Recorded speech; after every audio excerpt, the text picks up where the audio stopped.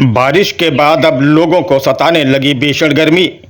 सूर्य के ताप में बीते वर्षों की तुलना में लगातार वृद्धि हुई है, या यूं कह लें कि जलवायु में परिवर्तन जारी है, जिसको आप अवश्य ही महसूस करते होंगे। हमें अक्सर सुनने को मिलता है कि भारी बारिश से फला देश तबाह हो गया, या देश का कोई राज्य बाढ़ की त्रासदी झेल रहा है। क्या हम भूल गए बीते वर्षों में उत्तराखंड की बाढ़ त्रासदी किस तरह से बाढ़ कहर बनकर टूट पड़ी थी।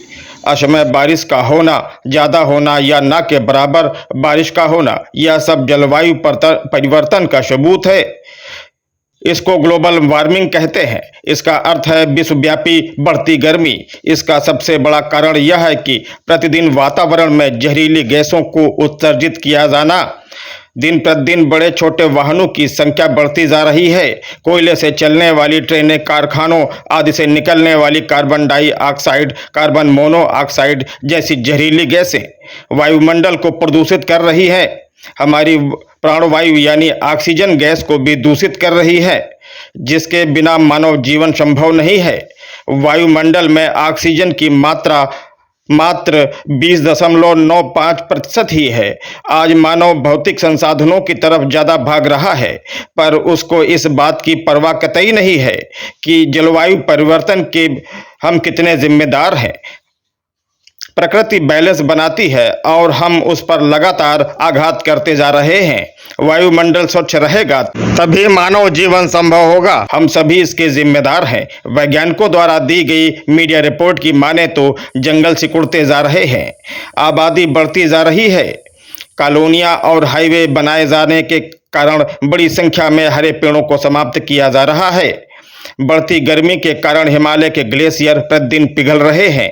इसको लेकर वैज्ञानिक चिंतित हैं। जंगल और ग्लेशियर दोनों मिलाकर 90% तक गर्मी रोकने का काम करते रहे हैं।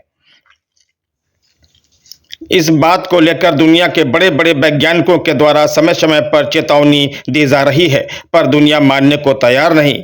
ग्लेशियर कई देशों में पाए जाते हैं। भारत में कश्मीर से कन्याकुमारी तक ग्लेशियर मौजूद हैं। ग्लेशियर बर्फ के विशालकाय पहाड़ों को कहा जाता है। दुनिया का सबसे बड़ा ग्लेशियर अंटार्कटिका में है। आप कल्पना करें, ग्लेशियर के लगातार पिघलने से समुद्र का जल स्तर बढ़ रहा है। धरती के 1/3 हिस्से में आबादी है और 3 हिस्से में समुद्र है। इसके आगे आप स्वयं कल्पना कर सकते हैं कि क्या हो सकता है। ओजोन यानी ऑक्सीजन की एक मोटी परत हमारे वायुमंडल में मौजूद है, जो सूर्य से निकलने वाली गर्मी और हानिकारक परावैंगनिक किरणों को रोकने का काम करती है। उसमें भी काफ़ी बड़ा होल बताया जा रहा है। यह होल तभी भरेगा जब वायुमंडल में देश और दुनिया को इस ओर मजबूती के साथ प्रभावी कदम बढ़ाने होंगे। सिर्फ मीटिंग व बैठकें करने मात्र से काम नहीं चलने वाला।